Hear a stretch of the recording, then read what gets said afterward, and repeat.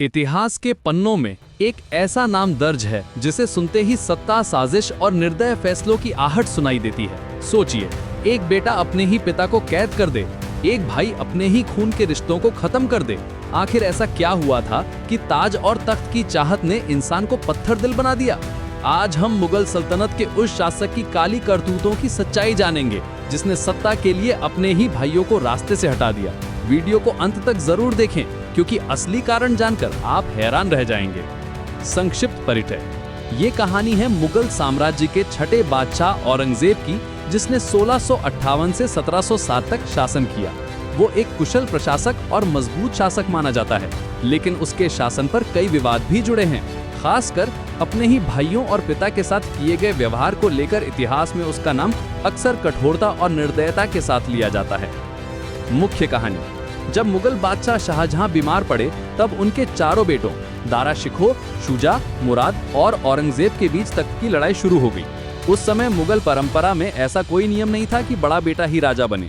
जो सबसे ताकतवर साबित होता वही गद्दी पर बैठता। दारा शिकोह, जो सबसे बड़े थे, शाहजहां के प्रिय पुत्र थे और उन्हें उत्तराधिकारी माना जा रहा था। लेकिन औरंगजेब महत्वाकांक्षी था। वो न केवल सत्ता चाहता था बल्कि वो खुद को इस्लामी कानूनों का सख्त पालन करने वाला शासक साबित करना चाहता था। उसे लगता था कि दारा शिकोह धार्मिक मामलों में बहुत उदार थे और इस कारण साम्राज्य कमजोर हो सकता है। 1657 में शाहजहां की बीमारी की खबर फैलते ही युद्ध शुरू हो गया। औरंगजेब ने पहले मुराद से हाथ मिलाया और दारा के खिलाफ मोर्चा खोला। 1658 में समूगढ़ की लड़ाई में दारा शिकोह को पराजित कर दिया गया। इसके बाद औरंगजेब ने मुराद को भी धोखे से गिरफ्तार करवा दिया और उसे कैद में डाल दिया। बाद में मुराद को मौत की सजा दे दी गई। दारा शिकोह को पकड़कर दिल्ली लाया गया। उस पर देशद्रोह और धर्म से भटकने के आरोप लगाए गए। अंततः 1659 में उसे मृत्युदंड दे दिया गया। शुजा भी हारकर भाग गया और अंततः उसका भी अंत दुखद हुआ। ये सब केवल सत्ता के लिए था। औरंगजेब जानता था कि जब तक उसके भाई जीवित रहेंगे उसकी गद्दी सुरक्षित नहीं रहेगी। इसीलिए उसने एक एक करके सभी संभावित दावेदारों को खत्म या कैद कर दिया। इतना ही नहीं, उसने अपने पिता शाहजहां को भी आगरा के किले में नजरबंद कर दिया। कहा जाता है कि शाहजहां ने अपने अंतिम दिन ताजमहल को देखते हुए बिताए। औरंगजेब की ये काली करतूतें इतिहास में आज भी चर्चा का विषय हैं।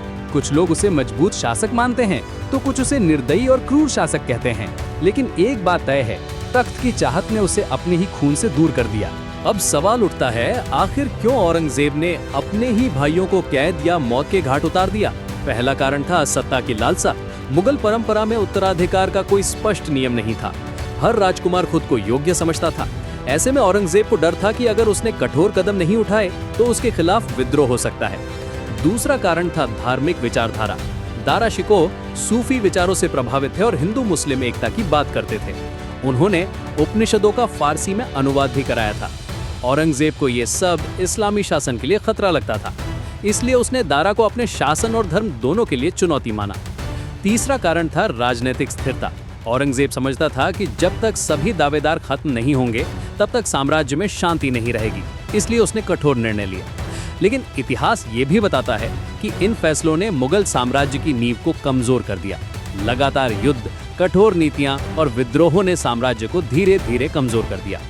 औरंगजेब की कहानी हमें ये सिखाती है कि सत्ता की भूख इंसान से उसके रिश्ते छीन सकती है।